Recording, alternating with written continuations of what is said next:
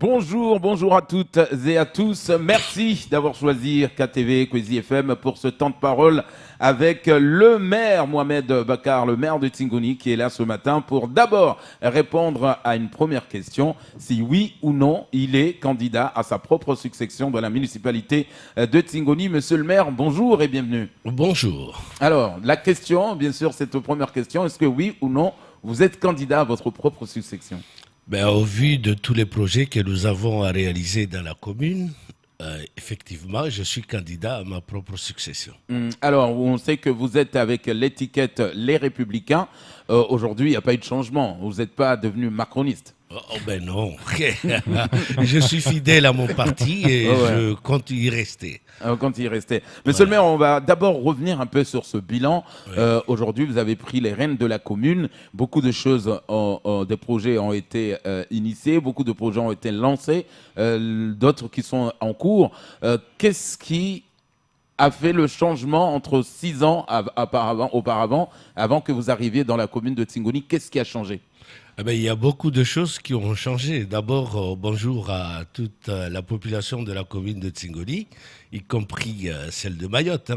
Mais je peux vous dire que beaucoup de choses ont changé. Effectivement, sur tout ce qui est la voirie, une partie qui reste, qui va être terminée ce mois de novembre dans le village de Kombani et Mereleni. Mais aussi à l'éclairage public. Il y a la rénovation des bâtiments scolaires et la construction de nouvelles salles de classe. Et puis, on a vu la zone d'activité économique que nous avons toujours rêvé. Quand on me disait, oui, mais monsieur le maire, vous aimez faire rêver les gens, effectivement, s'il n'y a pas de rêve, ça veut dire qu'on ne peut pas réaliser quelque chose. Aujourd'hui, cette zone d'activité économique, elle est une réalité parce qu'il y a déjà l'installation de Total. Bientôt, il va y avoir un grand centre commercial à hauteur comme le Diamboscor. Il va y avoir la Copac qui va traiter les produits agricoles en face. Autant de projets. Et puis, on a les aménagements des salles de classe, on a les aménagements des places publiques, il y a les MJC que nous avons quand même pris en main. Mais surtout, c'est que nous avons mis le paquet sur l'emploi. L'insertion professionnelle et va rester toujours notre cheval de bataille. Et au-delà de l'insertion professionnelle, parce que pourquoi? La commune de Tingoni, moi ce que je veux, c'est que la population puisse travailler, avoir un logement et vivre en paix. Voilà les 3 fondamentaux.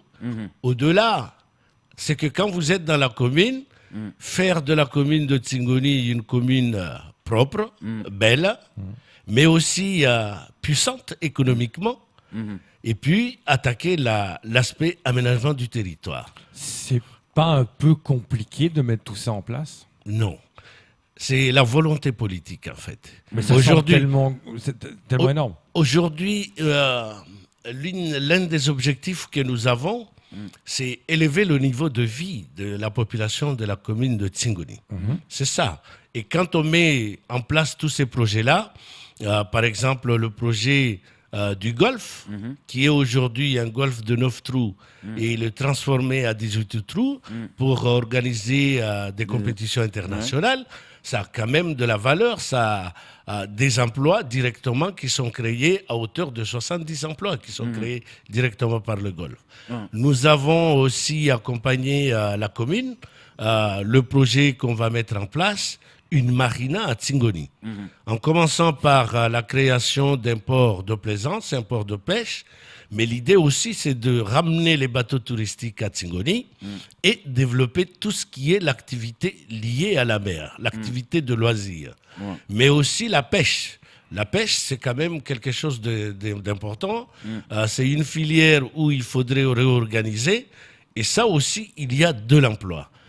L'agriculture, on ne peut pas développer le tourisme à Tingoni sans attaquer l'agriculture aussi. Alors si on a mis en place le réseau pour la coopérative des agriculteurs de Mayotte, c'est pour permettre effectivement l'agriculture au niveau de la commune qui soit développée. Vous voyez, l'emploi, c'est notre cheval de bataille. Aujourd'hui, nous avons des projets de lotissement. Il y a 40 logements qu'on doit construire à Tingoni. 169 logements derrière le collège. Il y a 92 logements à Kombani. Et puis la hiérarchie de Kombani-Kiama, qui fait à peu près une quarantaine de maisons. Nous avons discuté avec Vinci, avec le terrain d'un particulier. C'est là où il va y avoir le centre de tri de la Poste. Et en plus, 70 logements. Nous avons à Mirereni, côté Mirereni, avec un particulier, ça sera semi-privé, avec 120 logements. Et là, on y travaille aussi sur Mirereni, à la fois sur la petite terre qu'on appelle aujourd'hui, et demain, c'est un quartier qu'on va renommer la Petite France, avec une centaine de logements. Mirereni aussi, il y a la mini-zone d'activité économique qui va abriter certaines entreprises. Vous voyez, tous ces projets-là, c'est pour permettre à la population non seulement d'avoir un emploi, mais aussi avoir un logement décent. Parce que l'idée, c'est d'enlever toutes les bangas qui sont au niveau de la commune de Tsingoni. Combien de temps ça prendra pour que ces logements sortent de terre? Alors, pour les logements, à Tsingoni, nous avons déjà le permis de construire. Là, il y a à Kombani, sur les 92 logements qui sont validés. Derrière le collège, il faut qu'il y ait une modification simple du PLU, sachant que le PLU, aujourd'hui, c'est l'Interco qui en est responsable. Et donc là, nous travaillons avec l'Interco, la communauté des communes Centre-Ouest, pour modifier à peu près Et donc, je pense que pendant ce mandat de 6 ans qui va arriver, on verra voir jour tous ces projets que je viens de vous citer. Alors, monsieur le maire, on sait que quand vous avez pris les rênes de la mairie n'avait pas une bonne santé financière. Est-ce qu'aujourd'hui, c'est le cas? Alors, on dira oui ou non. Parce que, effectivement, au début, la mairie n'était pas du tout en bonne santé financière. C'est une réalité. Mais moi, quand je suis arrivé en 2014, on a fait un budget pour boucler l'année. Et donc, on a fait ce qu'on voulait faire et puis et c'est sorti comme positif. Mais en 2015, quand on a fait le compte, les factures payées, non payées, mandatées ou non, nous sommes arrivés à 1,5 million des factures qui étaient là et qui n'étaient pas payées. Mais il y avait aussi un emprunt qui a été fait à hauteur de 850 000 euros. 850 000 euros qui devraient booster un peu les finances de la commune, ce qui n'a pas été vraiment le cas. Je n'accuserai pas mon prédécesseur, parce que moi je suis autant responsable en se disant que si je dis je vais être maire, connaissant la situation, ça veut dire que je dois inverser la situation. Effectivement. Mais au jour d'aujourd'hui, la CRC est passée, nous avons fait le point, et le plus grand constat que je fais, toutes les subventions qui étaient accordées à la commune de Tsingoni par l'État, sur 2 opérations terminées, on est à hauteur de 1 million et quelques. Nous avons le recouvrement qui devrait se faire. Nous sommes aussi à 1,5 million. Avec l'actualisation du cadastre aujourd'hui, on est à 3 millions d'euros. On a aussi les opérations de logement qu'on y travaille avec une entreprise privée et pour la zone d'activité économique qui nous amène à peu près 1,5 million. Autant de crédits que nous devons aller chercher, permettant aujourd'hui de consommer le déficit de 2,5 millions. Et les chercher où? Il faut taper sur le bureau parce qu'on a fait un état des lieux avec la préfecture, le directeur de la DERFIP, et le trésor municipal. Effectivement, nous avons constaté ensemble que des crédits doivent être recherchés. Ce que je voulais, c'est pas une habitude à moi, mais vraiment remercier le secrétaire général de la préfecture, le sous-préfet, M. Edgar Pérez, qui nous accompagne aujourd'hui et qui a mis vraiment son énergie pour nous accompagner à la recherche de ces financements, qui n'attend que nous, on fasse les documents qu'il faut pour être remboursés. Donc, on peut dire que les finances, aujourd'hui, vont mieux? Alors, je dirais... C'est encore compliqué? On sent le financement de la commune en 2020, de toute façon, qu'on sortira de ce déficit de 2,5 millions. Au vu des éléments qu'on a, des subventions, des crédits qu'on doit récupérer un peu partout sur des subventions qui étaient accordées. Donc on peut dire que grâce à votre travail durant ces 6 ans, vous avez inversé la tendance financièrement de la commune. Oui, nous allons inverser la tendance financière de la commune parce qu'aujourd'hui, avec le recouvrement, on est à 3 millions déjà. Plus les crédits qu'on y travaille avec l'entreprise privée pour la zone d'activité économique et le lotissement qui est de 1,5 million. Et puis on a les subventions accordées sur des opérations que nous avons réalisées et qu'on est un peu plus de 1,5 million. Vous voyez, si on fait le compte, rien que ça nous fait à peu près 6 millions d'euros sur un déficit de 2,5 millions. Donc là, mais bon, c'est le médecin après la mort, puisque la commune a été déclarée déficit, machin. En fait, c'est le manque à nous, le travail qu'on n'a pas fait, c'est ce qui a fait que la commune, aujourd'hui, se retrouve dans des situations pareilles. Monsieur le maire, on sait que vous avez vos détracteurs, hein, des gens qui ne sont pas spécialement d'accord avec le bilan que vous présentez, que vous exposez aujourd'hui. On le sait que votre famille politique aujourd'hui, on connaît les couacs au national et même ici. Qui va être votre soutien aujourd'hui? C'est-à-dire, est-ce que c'est ce bilan lui-même qui va être votre soutien par rapport à ces échéances de 2020? Moi, j'y crois à mon parti. Parce que j'ai déjà l'investiture du parti. C'est déjà un gros soutien. Mais j'ai le soutien de la population aujourd'hui. Parce qu'il est vrai que nous avons beaucoup travaillé sur l'insertion professionnelle. À part parce qu'au niveau de l'école, nous avons travaillé sur la rénovation. On a construit 2 réfectoires. Et l'accompagnement, le dispositif de rythme scolaire qu'on a accepté, qu'on a mis en place, cela a nécessité des moyens humains considérables. Mais nous travaillons aussi avec les entreprises privées qui sont partenaires avec nous. Parce que la question de l'emploi, on a mis au cœur de notre combat. Et donc, je le soutiens de la population, je ne dis pas à 100%, mais la majorité, je sais qu'aujourd'hui, on a le soutien. Seule la population juge le bilan, s'il est bon ou mauvais, et de ramener le maire, soit de le réélire ou de ne pas réélire. Donc moi, aujourd'hui, mon premier soutien, c'est la population de la commune de Tingoni que je demande aujourd'hui de m'accorder encore 6 ans pour montrer ce qu'on est capable de faire au-delà de ce que nous avons déjà fait ensemble. On le sait que parmi vos projets, il y a aussi également le projet de la maison de services publics, aujourd'hui qui accueille l'office de tourisme. On le sait que le centre-ouest aujourd'hui est riche en matière d'environnement, en matière de l'agriculture, vous le disiez justement, en matière de sites touristiques. Est-ce que tout ça aujourd'hui a fait que finalement votre politique s'est recentrée sur ça exactement, sur cette richesse-là? Alors là, notre orientation politique est basée sur le développement touristique et l'économie. C'est ce qu'on a démontré avec la zone d'activité économique qui est aujourd'hui une réalité.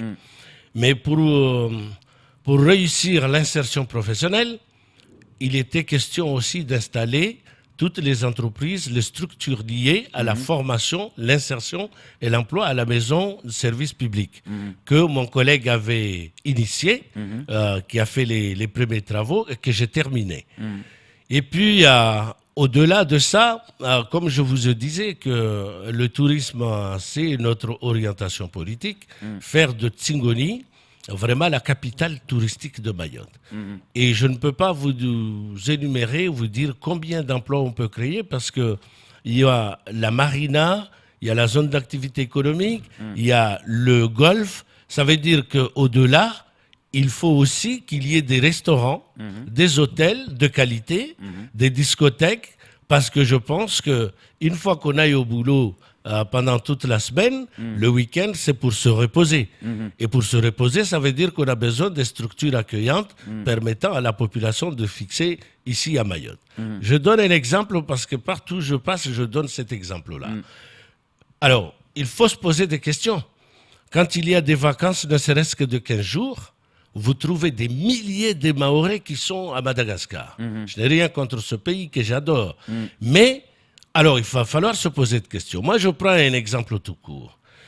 Imaginez qu'il y ait 2000 personnes dans une ville malgache et dépensent en moyenne 500 € par personne. Sans mettre les billets d'avion qui sont aussi chers. Hein. Alors, ça fait le compte.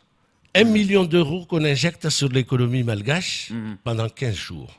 Pourquoi ne pas canaliser cet argent ici chez nous? J'imagine si on y met 1 million d'euros dans l'économie mahoraise, cela pourrait apporter un bouquet d'oxygène par rapport à l'emploi, par rapport à la jeunesse qui est là et qui ont fait de la formation et qui ne trouvent pas de l'emploi. Au début, vous aviez dit que vous allez donc vous allez vous représenter. Oui. Quelle est la raison principale pour laquelle je voterai pour vous, par exemple? Ben, il y a beaucoup de raisons. Non, mais la raison principale. La raison principale, c'est qu'aujourd'hui, on n'est plus en train de se batailler pour réaliser un caniveau. L'idée aujourd'hui, c'est de fixer la population de Tingoni et voir de Mayotte sur Tingoni. Quand on arrive à Tingoni, ça veut dire vous trouvez un emploi, vous avez un logement, vous avez de la nourriture de bonne qualité, vous avez les restaurants, vous avez les discothèques, vous avez tout sur Tingoni. Donc, fixer la population au niveau de la commune de Tingoni. Aujourd'hui, notre objectif, c'est ça, développer l'économie, développer le tourisme. Moi, j'ai été frappé quand j'étais allé aux Seychelles. 95 000 habitants, un taux de chômage de 3%, le PIB de Seychelles, basé sur le tourisme, 75% du PIB de Seychelles est basé sur le tourisme. Si les Seychelles sont capables, si Madagascar est capable, si Maurice est capable, pourquoi à Mayotte on ne serait pas capable alors que nous avons les mêmes moyens, nous avons pratiquement le territoire qui ne fait pas plus grand que Seychelles, et nous avons aussi les compétences au niveau local. Il va falloir qu'on y mette les compétences là où il faut pour pouvoir développer ce territoire. Monsieur le maire, avant de vous laisser partir, puisque nous arrivons à la fin de ce temps de parole, quel est votre slogan pour cette nouvelle échéance municipale? Est-ce que vous avez un slogan ou c'est le même slogan que vous reprenez? Moi, je crois que le slogan, ce serait simple. Toujours unis pour le développement de la commune de Tingoni. Mais si vous me permettez, j'ai quelque chose de très important que je voulais aborder. Ça, c'est au niveau territorial. Je dis, la France, c'est une chance. Mayotte, c'est faire partie de la France, c'est une chance. Mais la France doit être une valeur ajoutée par rapport à ce que nous, on serait capable de faire. On parlera de développement de ces territoires le jour où on aura formé la jeunesse mahoraise sur tous les métiers, sur tous les corps de métier, à tous les niveaux, et commencer par les cadres et les cadres intermédiaires pour que les Mahorais soient des réels acteurs de leur propre développement. Ce jour-là, si je donne un exemple, à l'hôpital de Mamoudzou, si j'y vais, je trouve plus de 70% des gens qui travaillent à l'hôpital de Mamoudzou sont des Mahorais. Là, je dirais qu'on a réussi le développement de ce territoire.